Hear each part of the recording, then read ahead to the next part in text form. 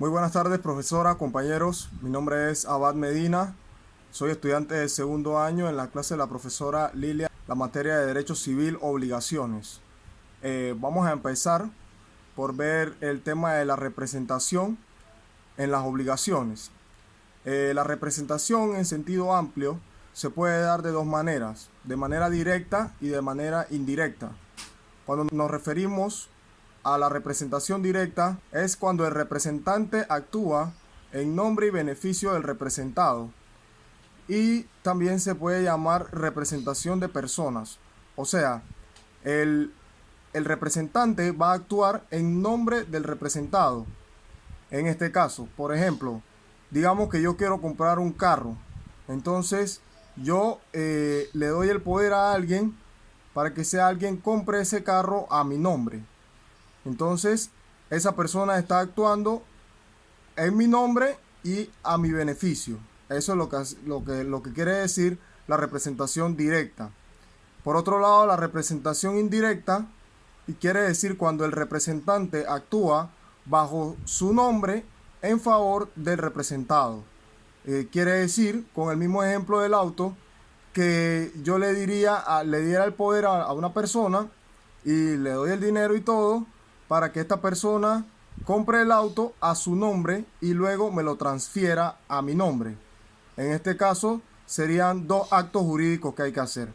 El primer acto sería el de dar el poder a la persona para que pueda comprar el auto. Y el otro caso sería cuando la persona transfiere el auto ya al representado. La representación indirecta también es conocida como representación de intereses. Ahora veremos las clases de representación, de las cuales podemos destacar las siguientes: la representación legal, la representación judicial y la representación voluntaria o convencional.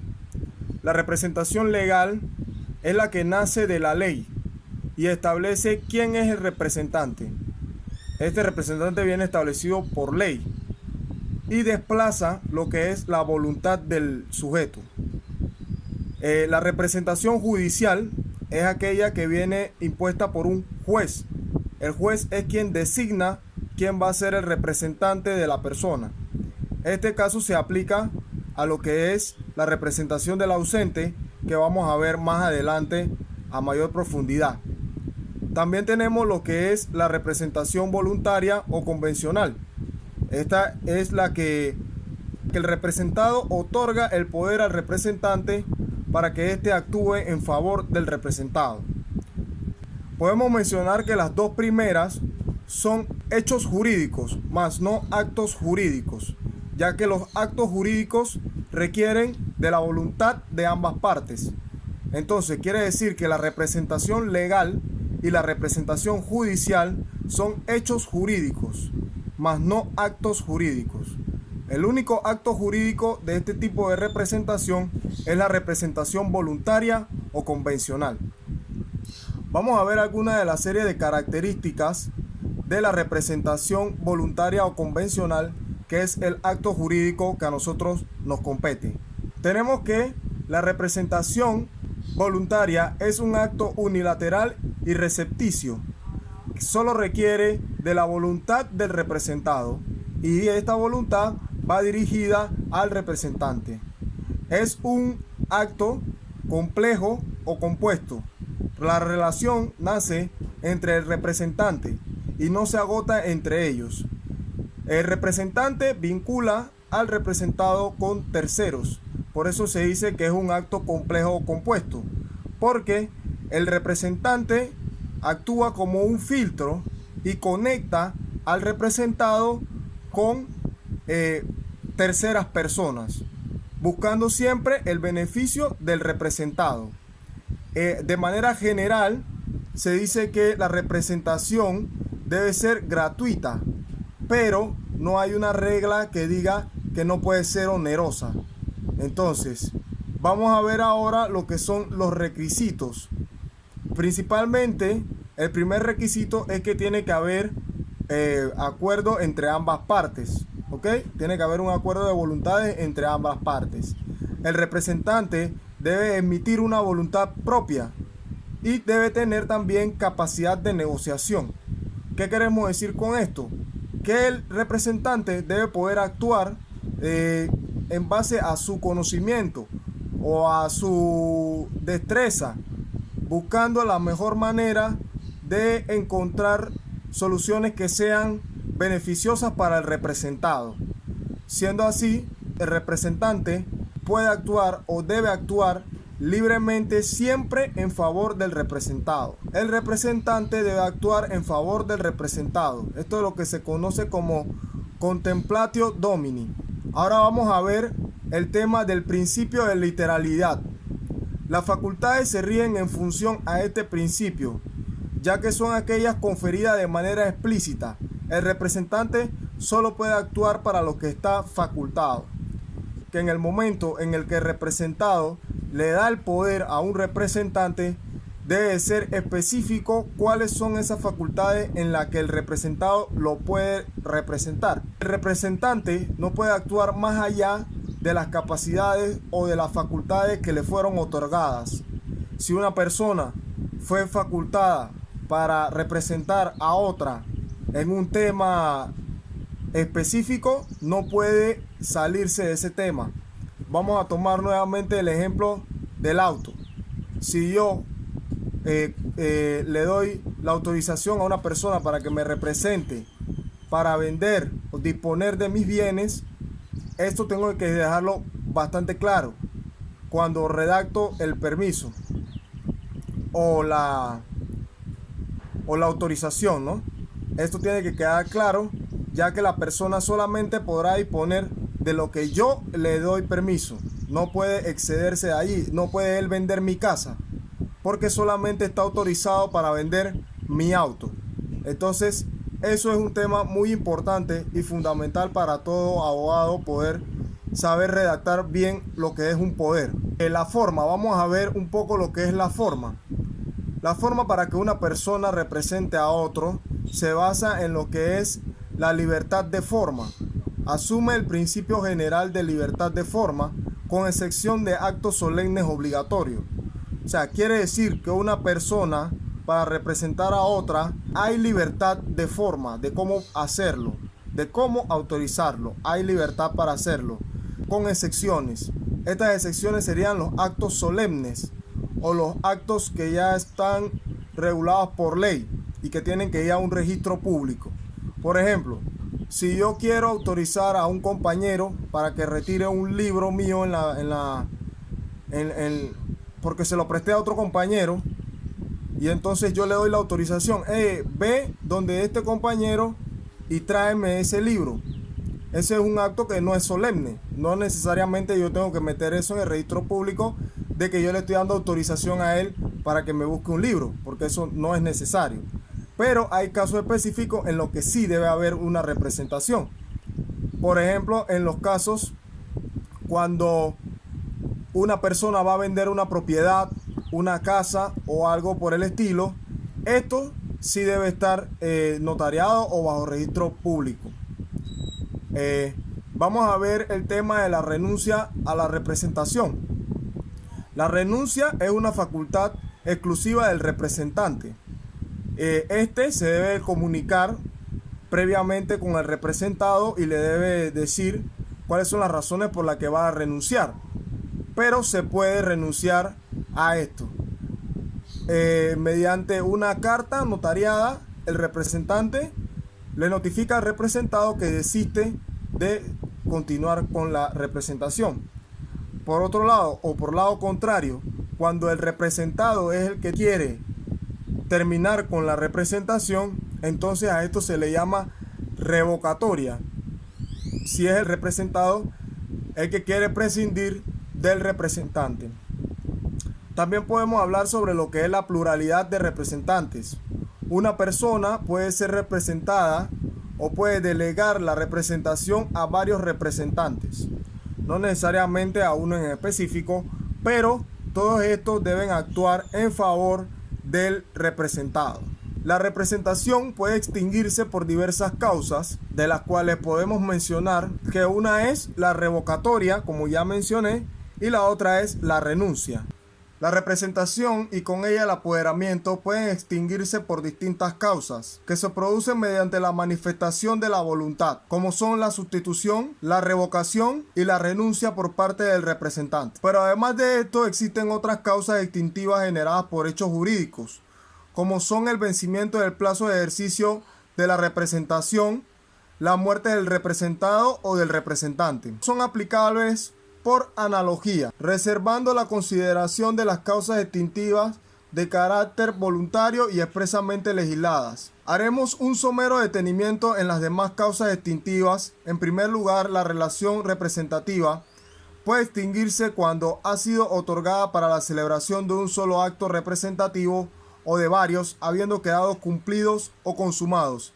Es decir, se ha producido la ejecución total del encargo que era objeto del acto de otorgamiento de la representación, siendo esta una de las causas naturales de su extinción. Con esto queremos decir que una vez la persona está facultada para representar a otra en un caso en específico, una vez se cumpla con esa diligencia, pues ya deja de existir la representación. Ya la representación no tiene ninguna validez.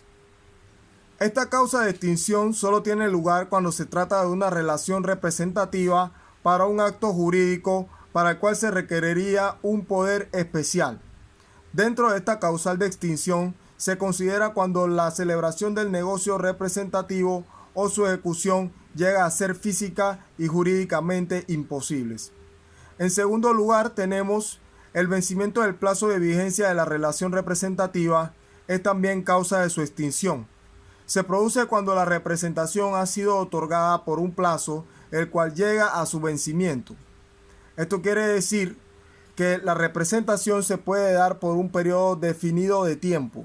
Una vez termina este periodo de tiempo, deja de existir esa representación. Un ejemplo podría ser lo que es la representación en asuntos políticos o gubernamentales, con cargos públicos.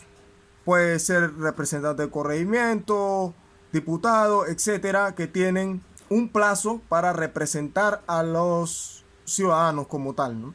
Y ese plazo es de 5 años. Una vez se vence ese plazo, ya ellos no pueden seguir fungiendo como representantes, porque ya ha terminado el tiempo, ha vencido. Como la representación y el apoderamiento se integran, ya hemos visto que sí es posible, el poder es irrevocable. Se caracteriza por su temporalidad, si es el cato representativo cumplido o se venció el plazo de su otorgamiento, se extingue el poder y la representación, y esta también se extingue en todo caso si ha sometido a un plazo.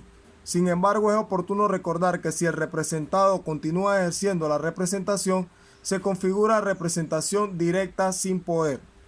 En tercer lugar, es también causa extintiva de la representación el fenecimiento de su relación originante. Como lo hemos expuesto al delimitar el concepto de representación voluntaria, hemos enfatizado que ella está desligada del contrato de mandato y de toda otra figura jurídica, pues constituye una figura típica y autónoma que no tiene más origen que la voluntad del representado, manifestada en el acto jurídico de otorgamiento de la representación. Según lo que se establece en el libro del profesor Alexander Valencia Moreno, ni el derecho romano ni el derecho antiguo muestran antecedentes sobre la regulación de esta institución jurídica. El derecho francés fue el primero en ocuparse de esta, a causa de que en los periodos de la guerra muchas personas fueron desaparecidas. No se encontraba con ellas y debía haber una manera de poder representar a estas personas en los actos jurídicos intervivos o mortis causa. En el lenguaje corriente, según el profesor Valencia, en el lenguaje corriente la ausencia significa no estar presente en un lugar donde debería estar. Por ejemplo, cuando un estudiante no está en el salón de clase, se considera que es un ausente. Sin embargo, en temas jurídicos no tiene ninguna relación con esto. Más bien hace referencia a una persona que no se conoce de su paradero, no se sabe dónde está la persona y ha desaparecido, por decirlo de alguna manera, sin dejar ningún rastro ni ninguna persona encargada. Esta persona simplemente ha desaparecido por un periodo de tiempo. No se tiene información sobre esta persona, ningún tipo de información, no se sabe de su paradero, no se sabe con quién está ni nada. Entonces allí esa persona se considera que es un ausente. El Código Civil panameño, siguiendo con el modelo francés, reguló esta institución, pero no define el término ausencia, aunque sí se ocupa de ella en el capítulo 4, título 1, libro 2 de las personas. En sentido amplio, el Código Civil nos da a entender por ausente a aquella persona natural que hubiese desaparecido de su domicilio sin dejar su paradero y sin dejar apoderado que administre sus bienes. Esto se encuentra en el artículo 47 del Código Civil.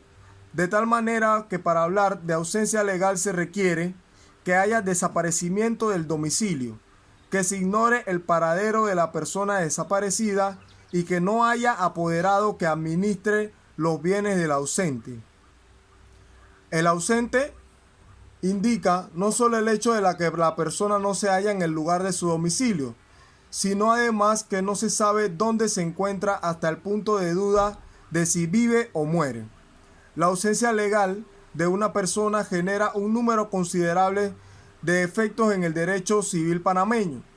Surge el dilema de quién lo representará en lo que fuera necesario, el tiempo para pedir la declaración de ausencia, las personas autorizadas para pedir la declaración de ausencia, a quién le corresponde y en qué orden la declaración de ausencia y la administración de los bienes, y cuándo cesa la administración de estos bienes. Algunas de las medidas provisionales en el caso de ausencia en defensa del desaparecido: hasta tanto se produzca la declaración judicial del ausente y quede ejecutoriada, la norma faculta al juez, a instancia de parte legítima o del Ministerio Público, a nombrar al representante del ausente para que lo represente en todo lo que fuera necesario.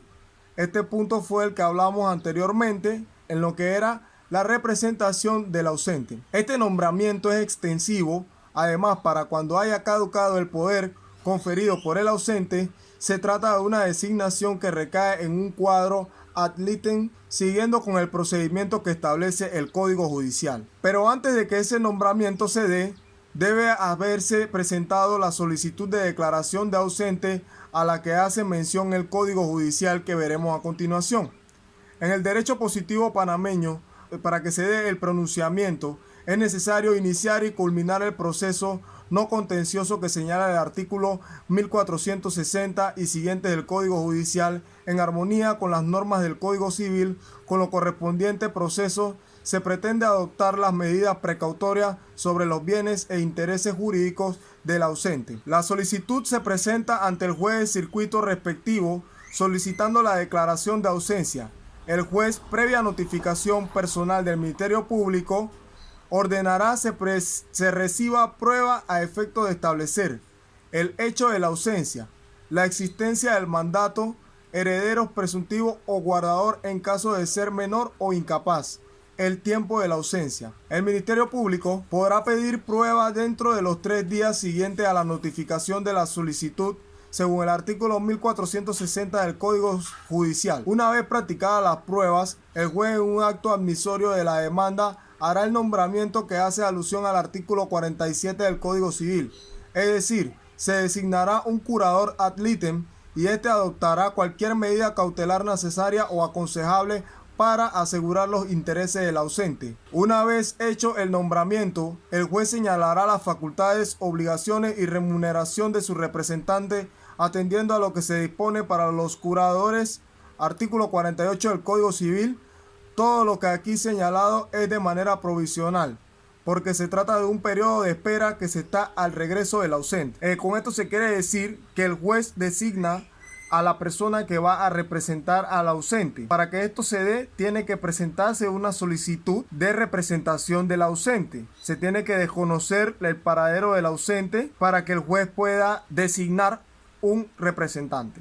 El juez dispondrá que se publique mediante edicto emplazatorio la citación a quienes tengan noticia del presunto ausente para que la informen al juzgado, a los que se crean con derecho a la guarda de los bienes para que se presenten al proceso y hagan valer su derecho. El edicto que se hace a mención del artículo 1461 del Código Judicial tiene que publicarse en un periodo de circulación nacional por 3 días consecutivos y permanecerá fijado en la Secretaría del Tribunal por un término de 10 días.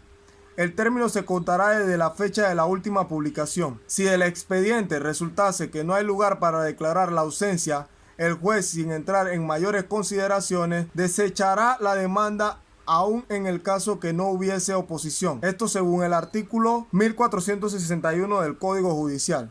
Si por el contrario el juez haya lugar para declarar la ausencia, continúa con el proceso y en caso de que hubiese controversia respecto a la representación o administración de los bienes del ausente en oposición de la declaratoria de ausencia, la cuestión se tramitará por medio de un incidente. Vencido el término del emplazamiento y concluidas las averiguaciones a que hubiese lugar, el juez resolverá sobre la solicitud y sobre la sentencia fuere favorable a lo pedido en ella. Se hará correspondiente provisión de curador conforme a la ley sustancial. A la curaduría de bienes del ausente es aplicable lo dispuesto en el artículo 1428 y siguientes del Código Judicial, artículo 1463 del Código Judicial. El nombramiento a que hace alusión este artículo gira en función del poder a la familia y a los bienes del ausente.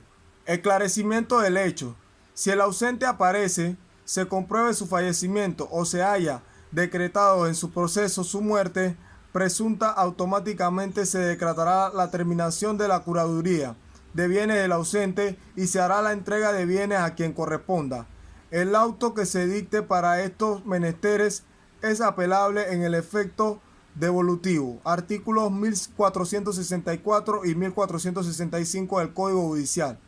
Las personas legitimadas para representar al ausente son, en primera instancia, el cónyuge presente. De no existir cónyuge, corresponde a los padres del ausente, a los hijos, a los abuelos, así sucesivamente, según el artículo 49 del Código Civil panameño. Tiempo necesario para la declaración de ausencia y personas legitimadas para pedirla. Los redactores del Código Civil panameño han considerado 2 términos necesarios para declarar la ausencia, atendiendo cada uno de ellos a determinadas circunstancias, según lo que se reconoce en el artículo 50 del Código Civil panameño. En primer lugar, pasados 2 años sin haberse tenido noticias del ausente o desde que se recibieron las últimas noticias de este. En segundo lugar, 5 años en el caso de que el ausente hubiese dejado a una persona encargada de la administración de sus bienes. La moderna doctrina ha reconocido que la mera ausencia carece de efectos legales, salvo a partir del momento en que fuera comprobada por el juez con sentencia ejecutoriada.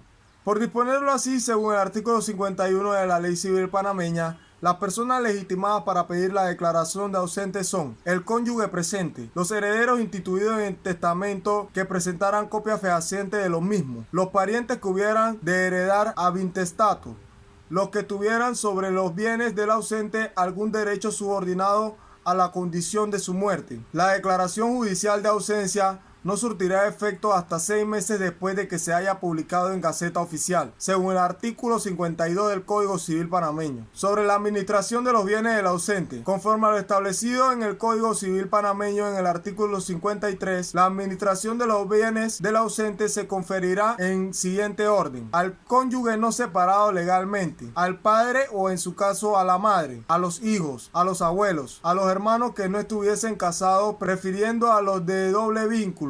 Si hubiera varios hijos o hermanas, se preferiría a los de mayor edad.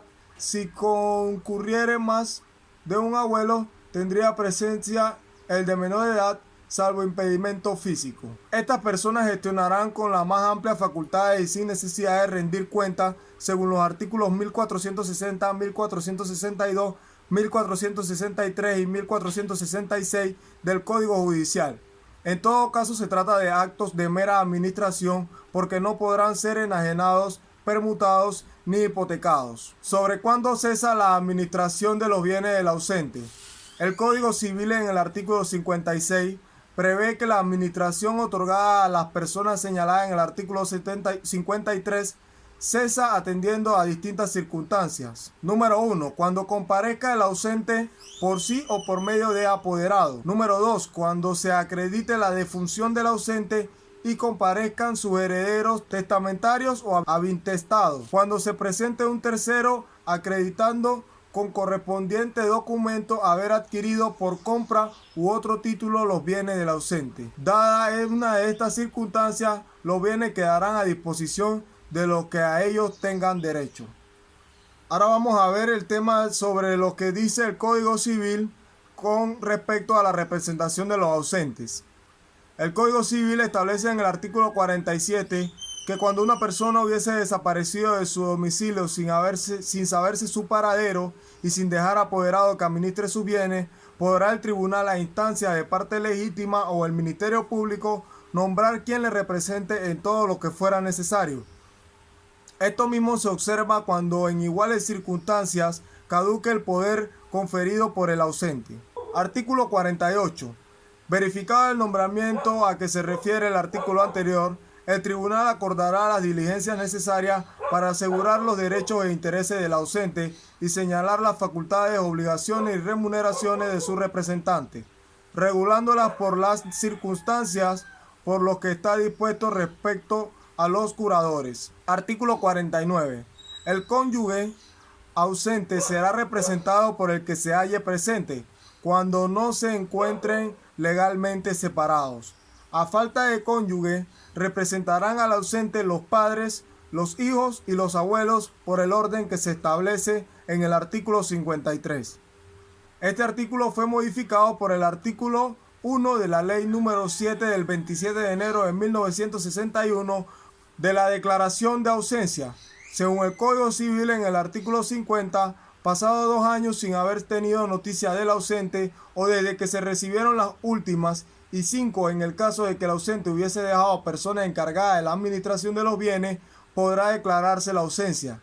El artículo 51 dice que podrán pedir la declaración de ausencia el cónyuge, los herederos instituidos en testamento que presentasen copia fehaciente del mismo, los parientes que hubiesen de heredar ab intestato y los que tuviesen sobre los bienes del ausente algún derecho subordinado a la condición de su muerte. Artículo 52. La declaración judicial de ausencia no surtirá efecto hasta 6 meses después de la publicación en la Gaceta Oficial. Sección tercera de la administración de los bienes del ausente. Artículo 53. La administración de los bienes del ausente se conferirá por orden siguiente. El cónyuge no separado legalmente, el padre y en su caso la madre, a los hijos, a los abuelos y a los hermanos que no estuviesen casados, prefiriendo a los de doble vínculo. Si hubiera varios hijos o hermanos, se preferirá a los de mayor edad. Si concurriere más de un abuelo, tendrá preferencia el de menor edad, salvo impedimento físico. Artículo 54 del Código Civil panameño. La mujer del ausente mayor de edad podrá disponer libremente de los bienes de cualquiera clase que le pertenezcan, pero no podrá enajenar, permutar, ni hipotecar los bienes propios del marido ni de la sociedad conyugal, sino con autorización judicial. Artículo 55. Cuando la administración corresponda a los hijos del ausente y estos sean menores, se les proveerá un tutor, el cual se hará cargo de los bienes con las formalidades de la ley. Artículo 56. La administración cesa en cualquiera de los siguientes casos. Número 1. Cuando comparezca el ausente por sí solo o por medio de apoderado. Cuando se acredite la defunción del ausente y comparezcan sus herederos testamentarios o avintestato. Y cuando se presente un tercero acreditando con el correspondiente documento haber adquirido por compra u otro título los bienes del ausente. En estos casos cesará la administración en el desempeño de su cargo y los bienes quedarán a la disposición que ellos tengan, a los que ellos tengan derecho. Quiere decir que esta representación temporal deja de existir una vez que el ausente aparezca, ya sea por sí mismo o a través de un representante que él designe. También deja de existir esta representación si se logra comprobar la defunción del ausente. Si se logra comprobar que está muerto, entonces pues deja de existir esa representación. Y en el otro caso, pues también deja de existir si aparece una tercera persona con los documentos que lo acrediten como dueño de las cosas del ausente, ya sea porque este se las vendió, se las transfirió o como sea, pero lo hizo antes de desaparecer y por eso pues digamos que no se tenía la información en el momento de que este desapareció. Entonces, cuando esta tercera persona presenta los documentos, pues puede reclamar sus derechos. Hasta aquí mi presentación, profesora. Buenas tardes. Gracias a todos los compañeros y a usted por su atención.